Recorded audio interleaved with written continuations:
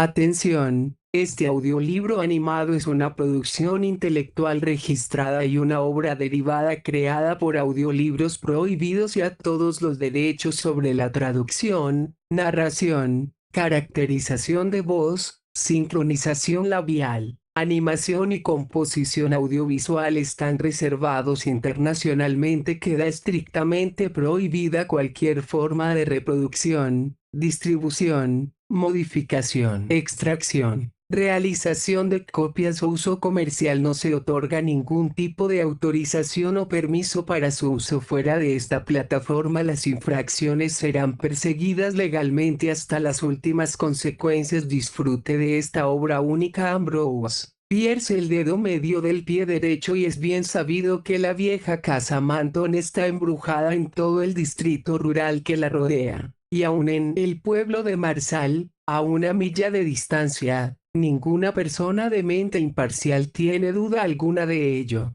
La incredulidad se confina a aquellas personas opinionadas que serán llamadas chiflados tan pronto como esta útil palabra haya penetrado los terrenos intelectuales del avance Marsal. La evidencia de que la casa está embrujada es de dos tipos: el testimonio de testigos desinteresados que tienen prueba ocular, y el de la casa misma. El primero puede ser ignorado y descartado con cualquiera de las diversas causas de objeción que pueden ser alegadas en su contra por quienes fingen ingenuidad, pero los hechos observables por todos son reales y convincentes. En primer lugar, la casa Manton no ha sido ocupada por mortales en más de 10 años, y junto con sus edificios anexos, está decayendo lentamente, una circunstancia en sí mismo a que alguien con juicio no se atreverá a ignorar. Está a poca distancia de la parte más solitaria del camino a Marsal y a Riston, en un espacio abierto que alguna vez fue una granja y que aún está desfigurado con porciones de cercas en descomposición y medio cubierto de zarzas que se extienden sobre un terreno pedregoso y estéril que hace mucho que no conoce el arado. La casa misma está en condiciones tolerablemente buenas, aunque muy maltratada por el clima y en urgente necesidad de atención por parte del vidriero, ya que la parte más pequeña de la población masculina de la región ha expresado de la manera común en su especie su desaprobación de una morada sin moradores. Tiene dos plantas, es casi cuadrada, con el frente atravesado por una sola puerta flanqueada en cada lado por una ventana cubierta de tablas hasta la parte superior arriba. Ventanas correspondientes sin protección admiten luz y lluvia a las habitaciones del piso superior. Hierbas y maleza crecen por todas partes, y algunos árboles de sombra, algo maltratados por el viento, e inclinados todos en la misma dirección, parecen hacer un esfuerzo concertado por escapar. En pocas palabras, como explicó el humorista del poblado de Marsal en las columnas del periódico Avance, la proposición de que la casa Manton está seriamente embrujada es la única conclusión lógica de las premisas. El hecho de que en esta morada el señor Manton consideró adecuado cierta noche hace 10 años levantarse y cercenar las gargantas de su esposa y sus dos hijos pequeños, huyendo inmediatamente después a otra parte del país, ha contribuido sin duda a dirigir la atención pública a lo adecuado del lugar para los fenómenos sobrenaturales. A esta casa, en una tarde de verano, llegaron 4 hombres en un carruaje. 3 de ellos descendieron de inmediato, y el que había conducido el vehículo ató los animales al único poste restante de lo que había sido una cerca. El cuarto permaneció sentado en el vehículo. Venga, dijo uno de sus compañeros, aproximándose a él, mientras los otros se alejaban en dirección de la casa. Este es el lugar. El aludido no se movió. Comillas, por Dios, dijo rudamente, este es un truco, y me parece que ustedes están involucrados. Quizá lo estoy, dijo el otro, mirándolo directo a la cara y hablando en un tono que contenía algo de desprecio. Recordará usted, sin embargo, que la elección del lugar fue, con asentimiento de usted, dejada a la otra parte, por supuesto. Si tiene miedo a los fantasmas. No tengo miedo de nada, interrumpió el hombre con otro juramento. y saltó al suelo. Los dos se unieron entonces a los otros en la puerta, que uno de ellos ya había abierto con algo de dificultad,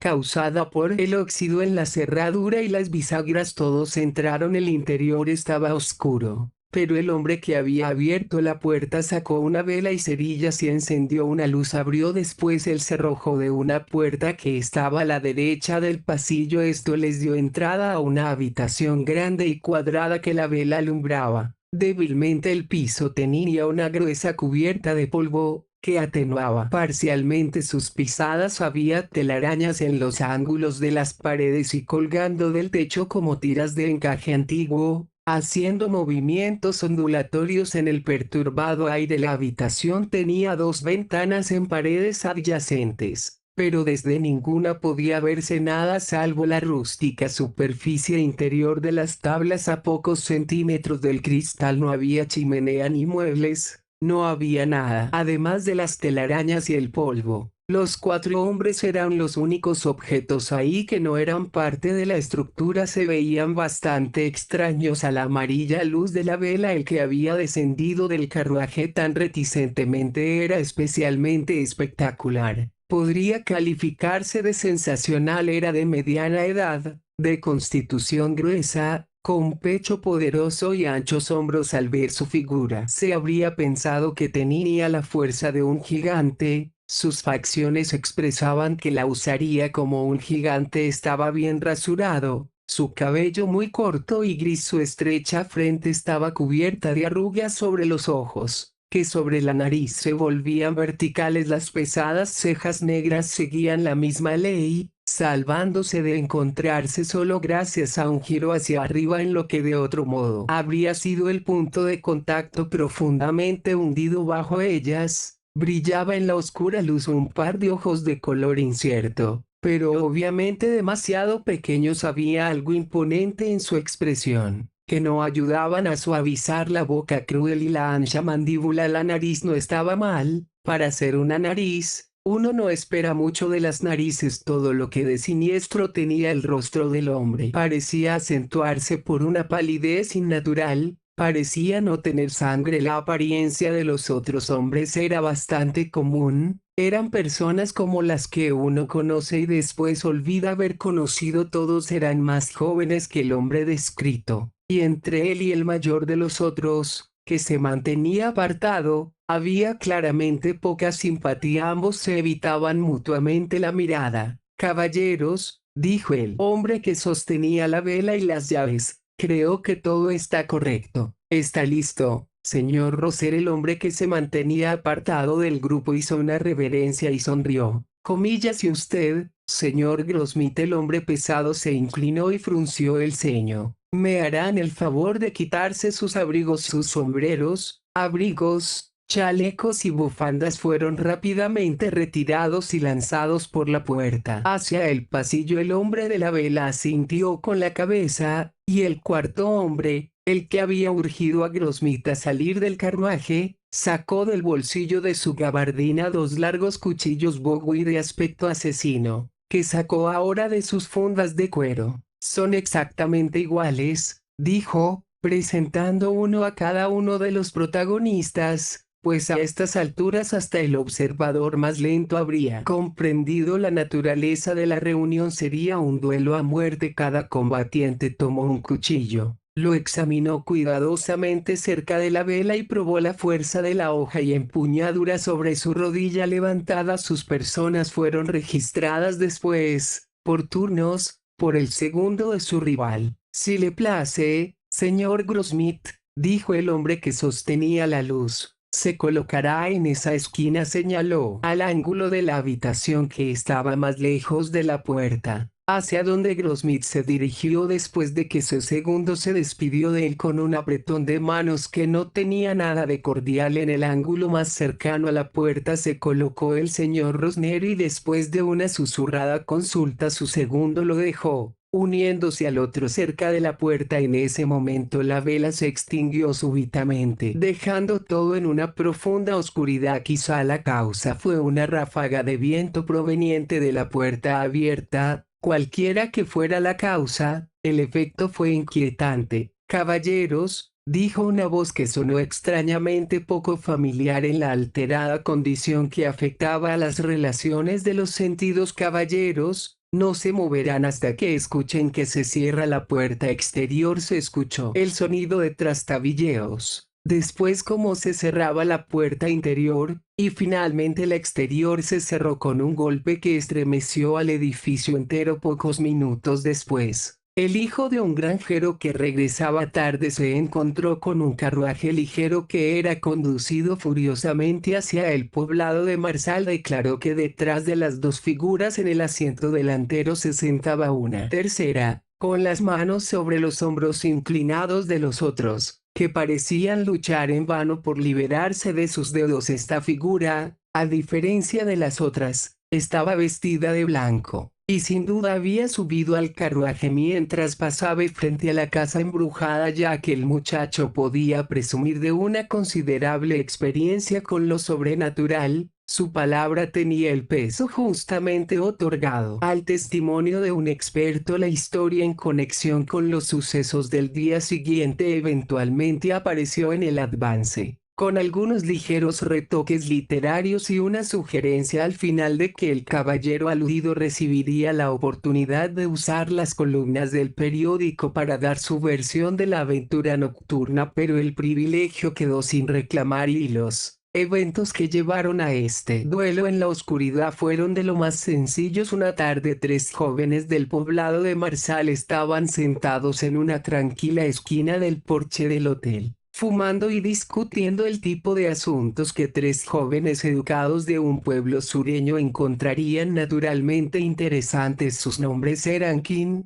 Sancher y Roser. A poca distancia, dentro del rango auditivo pero sin participar en la conversación, se sentaba un cuarto. Era un extraño para los otros. Solo sabían que al llegar en la diligencia esa tarde se había registrado en el hotel como Robert Grossmith. No se le había visto hablar con nadie excepto con el encargado del hotel. Parecía, de hecho, singularmente contento con su propia compañía, o, como el personal del Advance lo expresó, muy adicto a las compañías malignas. Pero también debe decirse en justicia al extraño que el personal era de una disposición demasiado sociable como para juzgar con justicia a alguien de diferente talante, y había, además, experimentado cierto rechazo al intentar hacer una entrevista. Odio cualquier tipo de deformidad en una mujer, dijo King, ya sea natural o adquirida. Tengo la teoría de que cualquier defecto físico tiene su correspondiente defecto mental y moral. Infiero entonces, dijo Roser gravemente, que una dama que carece de la ventaja moral de una nariz encontraría en la lucha por convertirse en la señora King una ardua empresa. Por supuesto que puedes ponerlo así, fue la respuesta, pero, seriamente, una vez abandoné a una joven de lo más encantadora al enterarme por accidente de que había sufrido la amputación de un dedo del pie. Mi conducta fue brutal, si lo desean, pero si me hubiera casado con ella habría sido miserable toda mi vida, y la habría hecho miserable a ella. En cambio, dijo Sancher, con una ligera risa, al casarse con un caballero de opiniones más liberales terminó con una garganta cercenada. Ah, ¿sabes a quién me refiero? Sí, se casó con Manton, pero no creo que fuera tan liberal. No me extrañaría que le hubiera cortado la garganta porque descubrió que le faltaba esa cosa tan excelente en una mujer, el dedo medio del pie derecho. Comillas, miren a ese tipo, dijo Roser en voz baja, su mirada fija en el extraño. Ese tipo estaba obviamente escuchando con interés la conversación. Comillas, maldita sea su impudencia, murmuró King.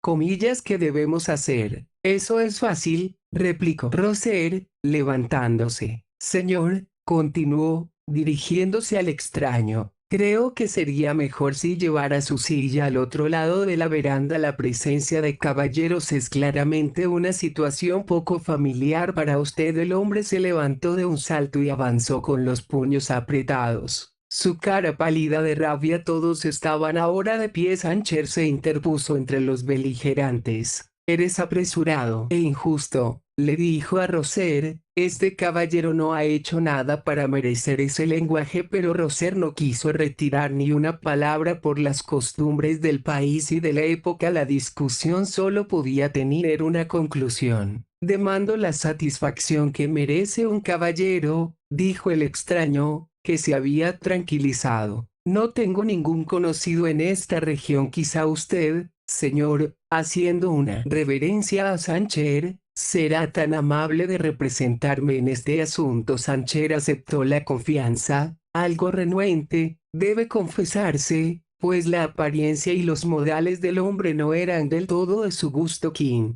que durante el coloquio no había retirado los ojos del rostro del extraño ni había pronunciado palabra, consintió con un movimiento de cabeza en actuar por Roser, y el acuerdo final fue que, tras retirarse los protagonistas, se arregló una cita para la noche siguiente. La naturaleza del acuerdo ya se ha relatado. El duelo con cuchillos en un cuarto oscuro fue en cierta época una parte más común de la vida en el suroeste, de lo que probablemente volverá a ser. Que tan ligera era la capa de caballerosidad que cubría la esencial brutalidad del código bajo el cual eran posibles tales encuentros es algo que veremos en el calor de un mediodía de verano. La vieja casa Manton no era fiel a sus tradiciones, era de la tierra terrenal. La luz de sol la acariciaba calurosa y afectuosamente, sin importarle, evidentemente, su mala reputación. La hierba que pintaba de verde todo el terreno al frente parecía crecer, no a duras penas, sino con una natural y alegre exuberancia, y la maleza florecía como hacen las plantas, llenos de luces y sombras encantadoras y poblados de pájaros de agradable voz. Los descuidados árboles de sombra ya no intentaban escapar, sino que se inclinaban reverentemente bajo sus cargas de sol y canción. Aún en las ventanas sin vidrios de la parte superior había una expresión de paz y contento, gracias a la luz interna. Sobre los campos pedregosos el calor visible danzaba con un vivo temblor incompatible con la gravedad que es atributo de lo sobrenatural. Tal era el aspecto que el lugar presentaba al comisario Adams y a otros dos hombres que habían venido de Marsal para verla. Uno de ellos era el señor Kim, el ayudante del comisario. El otro, cuyo nombre era Breguer, era hermano de la difunta señora Manton. Bajo una benévola ley estatal referente a la propiedad que ha permanecido abandonada por cierto tiempo por un propietario cuya residencia no puede establecerse, el comisario era el custodio legal de la granja Manton y todo lo que a ella pertenecía. Su visita actual era en mero cumplimiento de alguna orden de una corte en la que el señor Breguer había solicitado la posesión de la propiedad como heredero de su difunta hermana. Por mera coincidencia, la visita se realizó al día siguiente de la noche en la que el oficial King había abierto la casa para otro propósito muy diferente. Su presencia actual no era por propia elección. Se le había ordenado acompañar a su superior y por el momento no se le ocurría nada más prudente que simular presteza en su obediencia a la orden, abriendo sin preocupación la puerta frontal, que para su sorpresa no estaba cerrada con llave. El comisario se sorprendió al ver, tirado en el piso del pasillo al cual se abría, un confuso montón de ropas de hombre. Un examen mostró que consistía de 2 sombreros y la misma cantidad de abrigos, chalecos y bufandas, todo en un notable buen estado de conservación, aunque un tanto maltrecho por el polvo en el que yacía. El señor Breguer estaba igualmente sorprendido, pero la emoción del señor King no quedó registrada. Con un nuevo y vivo interés en sus propios actos, el comisario después abrió una puerta al lado derecho, y los tres entraron. El cuarto estaba al parecer vacío. No conforme sus ojos se acostumbraron a la tenue luz, algo se hizo visible en el ángulo más lejano de la pared. Era una figura humana, la de un hombre en cuclillas cerca de la esquina. Algo en su actitud hizo que los intrusos se detuvieran. Cuando apenas habían atravesado el umbral, la figura se definió más y más claramente. El hombre estaba sobre una rodilla, con la espalda en el ángulo de la pared,